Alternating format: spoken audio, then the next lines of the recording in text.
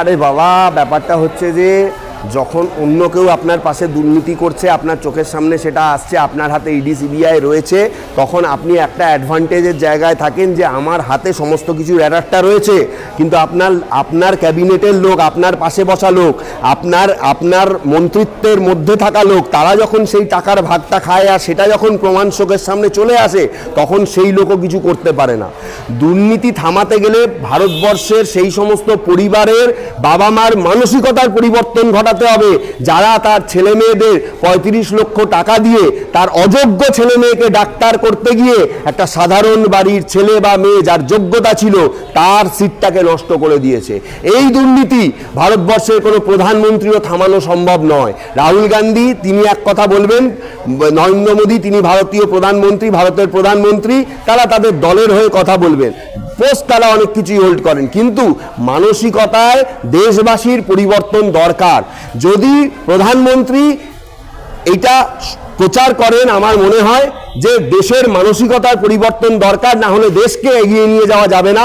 সাধারণ মানুষের মনের মধ্যে যদি এই পরিবর্তনটা না আসে, তাহলে এই দুর্নীতি রোধ করা নরেন্দ্র মোদী কেন, ভারতবর্ষের কোনো প্রধানমন্ত্রীর পক্ষেই করা সম্ভব নয়, কোনো নেতা আমলার পক্ষে করা সম্ভব নয়। মানসিকতার পরিবর্তন করতে হবে।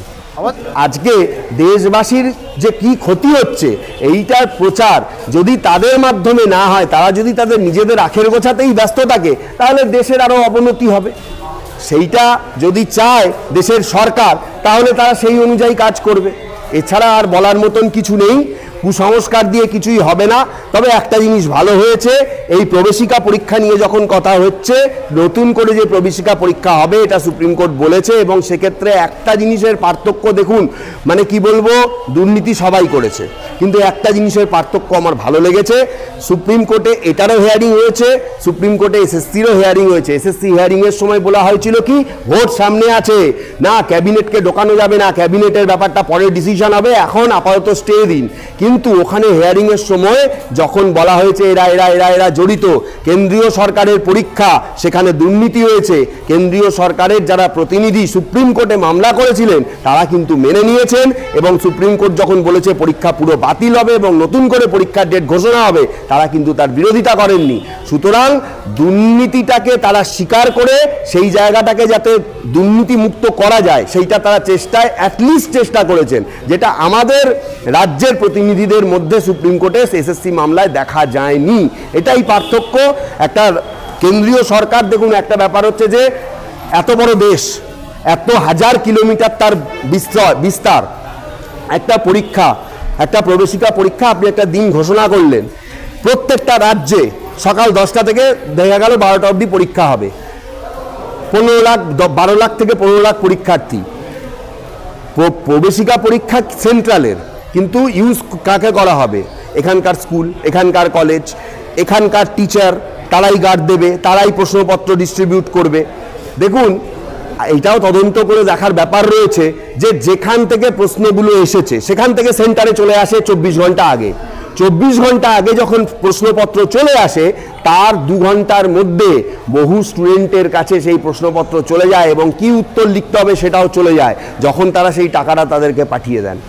সুতরাং যে যে জায়গাগুলোয় এই দুর্নীতিগুলো হচ্ছে, কেন হচ্ছে, এইটা ভালোভাবে যদি ঠিক করা যায়, তাহলে ভবিষ্যতে দেশের উন্নতি সম্ভব বলে আমার মনে হয়। আমাদের প্রধানমন্ত্রী তো কুসংস্কারে বিশ্বাসী। করোনার সময় বললেন না, থালি বাজাও, লাইন বন্ধ করো, তাহলে ওনার কাছ থেকে কি এই সুন্দর সুন্দর ভাষা পাওয়া যাবে? সংক্ষেপে যদি একটু বলেন। কি বলবো, এখানে বলার মতন কিছু নেই। সব থেকে বড় ব্যাপার হচ্ছে যে ওই সব নিয়ে বলতে গেলে এখন অনেক কিছু বলতে হয়। করোনা তার 6-7 দিন আগেই অ্যাটাক করে দিয়েছিল। কোথাও একটা উপনির্বাচন ছিল বলে তিনি সেটাকে চেপে রেখেছিলেন, এটা স্পষ্ট। এবং সেখানে যেহেতু যখন উপনির্বাচনটা মিটে গেল, তারপরে এসে তিনি সেইটা বললেন। এবং অন্যান্য দেশে যেটা করোনার সময় বলা হয়েছিল যে বাইরে যেও না, বা আলাদা থাকো, বা বেশি কাছাকাছি থেকো না, ভাইরাসটা ছড়িয়ে যেতে পারে, সেইটাকে তিনি ইউটিলাইজ করার জন্য বললেন থালা বাজাও, এই করো সেই করো, লোককে সারা লাইট বন্ধ রাখো, সারা ভারতবর্ষের লোকে থালা বাজিয়ে দিল। আমাদের দেশ শিক্ষিত দেশ নয়, এই দেশে 50%-এর বেশি মানুষের মধ্যে শিক্ষার আলো পৌঁছায়নি। দেশকে সঠিক শিক্ষাটা যদি সরকার দেয় তাহলে তাদের এই সব নাটকবাজি বন্ধ হয়ে যাবে। একটুখানি আপনাকে বলবো যে আপনি বললেন মানুষকে সচেতন হতে, নরেন্দ্র মোদী কুসংস্কারে বিশ্বাসী, থালা বাজাও লাইট বন্ধ করে বললেন। সেই জায়গায় আমরা দেখলাম যে রতন টাটা তিনিও থালা বাজাচ্ছেন, অমিতাভ বচ্চন তিনিও থালা বাজাচ্ছেন। তাহলে ওনাদের মতো মানুষ যদি কুসংস্কারে ডুবে থাকে তাহলে এই সাধারণ মানুষ যারা 30-40 লাখ টাকা দিয়ে যারা চাকরি নিচ্ছে এদের পরিবর্তন, মানুষের মনের পরিবর্তন আসবে কীভাবে? সেটাই হচ্ছে ব্যাপার। আমাদের দেশে সব কিছুই সম্ভব, এবং এই জন্যই এই যে বহুজাতিক সংস্থা যারা বিজ্ঞাপন করে তারা দেখবেন বড় ক্রিকেটার বা বড় অভিনেতা তাদেরকে দিয়ে বিজ্ঞাপনটা করায়, কারণ তার ওই কেমিক্যাল দেওয়া প্রোডাক্টটা তারা খাবে কি না খাবে হাতে ধরে দেখিয়ে দিল, সেটা লক্ষ লক্ষ কোটি কোটি টাকার ব্যবসা করে। দেশের এই যে মানসিকতা, এই পরিবর্তন হওয়া খুব অসম্ভব ব্যাপার।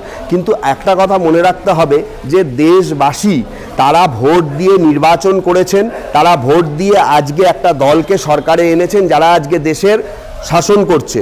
কিন্তু সেই দেশবাসীকে বিপদের মধ্যে ফেলে দেওয়া, সেই দেশবাসীর মানসিকতার পরিবর্তন আনার জন্য কোনো রকম সচেতনতা ভাবে প্রচার না করা, এটাও কিন্তু একটা দেশবাসীর সঙ্গে গদ্দারি। এবং সবথেকে বড় ব্যাপার হচ্ছে যে এনারা যদি নিজেরা সচেতন না হন, কারণ তাদের এটা মনে রাখতে হবে তারা মাস আইকন, অমিতাভ বচ্চন বলুন বা ওই যে আপনি যার নাম বললেন রতন টাটা, এরা একটা মাস আইকন। এরা যদি এরকম করেন তাহলে দেশবাসী আর কি করতে পারে, এদেরকেও চিন্তা ভাবনা করতে হবে। আমাদের দেশে কি জানেন তো, মানুষ চায় খুব প্রচারের আলোয় থাকতে, বিশেষ করে অভিনয় জগতের লোকরা, বড় বড় ব্যবসায়ীরা তারা চায়। কিন্তু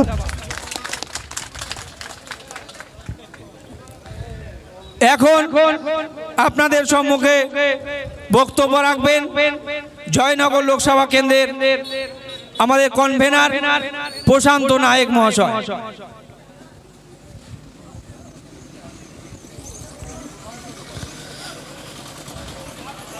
হিরেক রানীর নবান্নে সব চোরেদের মেলা, রানী তুমি রাজ্য নিয়ে করছো যে খেলা, হাজার হাজার ছাপ্পা ভোটের শুরু হয় পালা,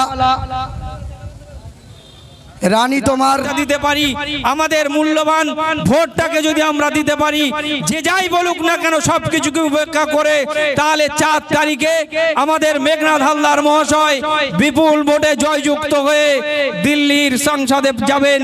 আপনাদের কাছে আশা রাখছি, আপনাদের কাছে আহ্বান করছি, আপনারা সমস্ত কিছু ভয়ভীতিকে উপেক্ষা করে, চোখ রাঙানিকে উপেক্ষা করে আপনার নিজের ভোটটা ভোট কেন্দ্রে গিয়ে 1 জুন খাম চিহ্নে 6 নম্বর বোতাম টিপে মেঘনাথ হালদার মহাশয়কে দেবেন। এ অনুরোধ রেখে আপনাদের সবাইকে সংগ্রামী অভিনন্দন জানিয়ে, সকলের ভালোবাসা জানিয়ে আমি আমার বক্তব্য শেষ করছি। ইনকলাব জিন্দাবাদ, ইন্ডিয়ান সেকুলার ফ্রন্ট জিন্দাবাদ, পীরজাদা নওশাদ সিদ্দিকী জিন্দাবাদ।